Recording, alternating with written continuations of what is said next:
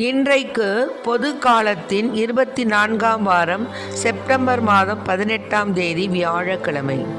இன்று தேவன் நமக்கு தரும் ஜீவ நீரூற்றான இறை வார்த்தைகள் 1 தீமோத்தேயுவுக்கு எழுதிய திருமுகத்திலிருந்து வாசகம். இயல் 4 இறை வார்த்தைகள் 12 16 முடிய. அன்புக்குரியவரே, நீ இளைஞனாய் இருப்பதால் யாரும் உன்னை தாழ்வாக கருதாதிருக்கட்டும். பேச்சு, நடத்தை, அன்பு, நம்பிக்கை, தூய்மை ஆகியவற்றில் நீ விசுவாசிகளுக்கு முன்மாதிரியாய் விளங்கு. நான் வரும் வரை விசுவாசிகளுக்கு மறைநூலை படித்து காட்டுவதிலும் அறிவுரை வழங்குவதிலும் கற்பிப்பதிலும் கவனம் செலுத்து. இறைவாக்கு உரைத்து மூப்பர்கள் உன் மீது கைகளை வைத்து திருப்பணியில் அமர்த்திய போது உனக்கு அளிக்கப்பட்ட அருள் கொடையை குறித்து அக்கறையற்றவனாய் இராதே. இவை எல்லாவற்றிலும் கவனம் செலுத்து. இவைகளிலேயே ஈடுபட்டிரு. அப்பொழுது நீ அடைந்துள்ள வளர்ச்சி எல்லோருக்கும் தெளிவாகும். உன்னை பற்றியும் உன் போதனை பற்றியும் கருத்தாயிரு. அவைகளில் நிலைத்திரு.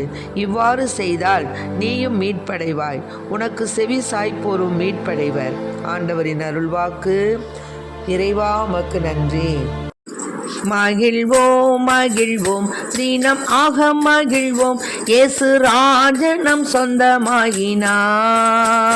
இந்த பாதளத்தின் சொந்தக்காரர் அவர், எந்த உள்ளத்தின் சொந்தமானார்.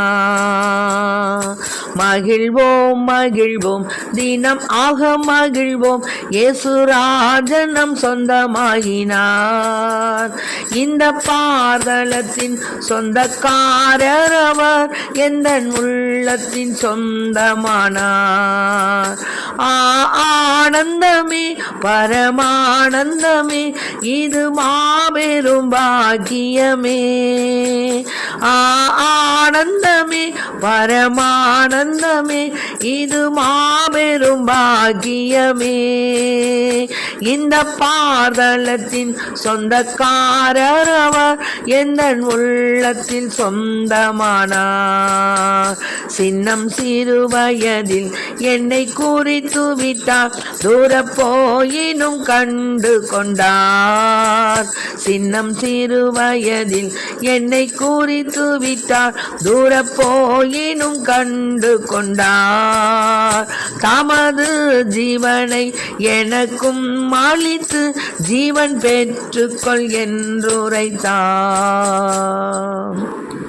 இன்றைக்கு நம் தேவன் தரும் ஜீவ நீர் ஊற்றான இறை வார்த்தைகளை கேட்டோம்.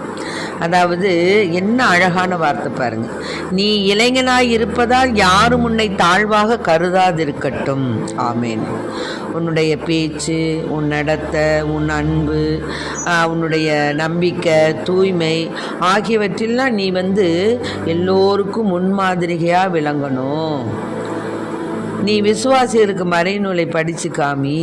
இறைவாக்கு உரைத்து மூப்பர்கள் உன் மீது கைகளை வைத்து திருப்பணியில் அமர்த்திய போது உனக்கு அளிக்கப்பட்ட அருள் கொடையை குறித்து அக்கறை அற்றவனாக இராது. என்ன அருமையான வார்த்தை. இப்போ நம்ம ஒவ்வொருவருக்கும் ஒரு கடமை ஆண்டவர் கொடுத்துருக்கார். நன்றாக பாடுவதற்கு, நன்றாக இறைவாக்கு உரைப்பதற்கு, நன்றாக இறைவனை பற்றிய வார்த்தைகளை பேசுவதற்கு, இப்படியாக நிறைய ஒவ்வொருத்தருக்கும் ஒவ்வொரு இறைவாக்கு உரைக்க வரோம், பரவச பேச்சு, இப்படியாக தேவன் ஒவ்வொருத்தருக்கும் ஒவ்வொரு திறமையை கொடுத்துருக்காரு. அந்த திறமையை கொண்டு நாம் என்ன செய்யணும்? இறைவனுக்கு ஏற்புடைய பிள்ளைகளாக வாழணும். நம்ம சரி இப்போ என்ன வயசாகலை, நம்ம நல்லா பெரியவங்களானோன்னு ரொம்ப முதுமை பருவம் அடையும் போது தான் இது மாதிரிலாம் செய்யணும்லாம் நினைக்கக்கூடாது. இளைஞராக இருப்பவர்கள் இப்பொழுது இருந்தே ஆண்டவருக்கு பிரமாணிக்கம் உள்ள பிள்ளைகளாக வாழணும், வளரணும். அநேக குடும்பங்களில் நிறைய இளைஞர்கள் இறை பற்றில்லாமல், இறை அவருக்கு எப்படி நம்ம ஊழியம் செய்யணும், அனுதினமும் நம்ம கோவிலுக்கு போகணும், திவ்ய பலிபூசை பார்க்கணும், இன்னுமாக பல ஆண்டவருக்கு ஏற்புடைய செயல்பாடுகளை செய்யணுங்கிறது நினைக்காமே இருக்கிறாங்க. அப்படிப்பட்ட சூழ்நிலையில் அவர்களுக்காக பெற்றோர்கள் மன்றாட வேண்டும். மன்றாடி தேவனிடம் அவர்களுக்கு அந்த அருள் கிடைக்க வேண்டும் என்று அவர்கள் இறைவனிடம் வேண்டும் பொழுது நிச்சயமாக தூய ஆவியானுடைய அபிஷேகம் அந்த குழந்தைகளுக்கு கிடைக்கும். நம்ம சின்ன பிள்ளைங்க தானே, அதனால் இப்போ என்ன அப்படின்னு சொல்லிட்டு உலகப்புறமான காரியங்களில் நம்ம அதிகமாக நாட்டம் காமிக்கிறோம். அங்கே போக சொல்கிறோம், இங்கே போக சொல்கிறோம், இதை கற்றுக்கங்கிறோம், அதை கற்றுக்கங்கிறோம். ஆனால் இறைவனை பற்றிய முழுமையான ஒரு அறிவை அவங்களுக்கு நம்ம புகட்டுறதில்லை. அது நம் மீது உள்ள மிக மிக மிக பெரிய ஒரு மைனஸ் பாயிண்ட்டு. அதனால் இதை கேட்டுக்கொண்டிருக்க அன்பார்ந்த பெற்றோர்களே, உங்கள் குழந்தைகளுக்கு நீங்கள் இப்பொழுதிருந்தே அந்த ஞானப்பாலை ஊட்டுவதற்கு கடமைப்பட்டிருக்கீங்க. அப்போது நீ இவைகளெல்லாம் ஈடுபட்டிருந்தா அப்பொழுது நீ அடைந்துள்ள வளர்ச்சி எல்லோருக்கும் தெளிவாகும். உன்னை பற்றியும் உன் போதனை பற்றியும் கருத்தாயிரு, அவைகளை நிலைத்திரு. இவ்வாறு செய்தால் நீயும் மீட்படைவாய், உனக்கு செவிசாய்ப்போரும் மீட்படைவர். ஆகவே அவரவர்களுக்கு குறிக்கப்பட்ட கடமைகளை, இறைவனுக்கு ஏற்புடைய செயல்பாடுகளை நாம் செய்ய வேண்டும். அத்தகைய செயல்பாடுகளில் செய்ய நாம் சோம்பலாய் இருந்தோமானால் அது இறைவனுக்கு பிடித்தமான காரியமாக இருக்காது. ஆகவே ஒவ்வொருத்தருக்கும் ஒவ்வொரு திறமை இருக்குது.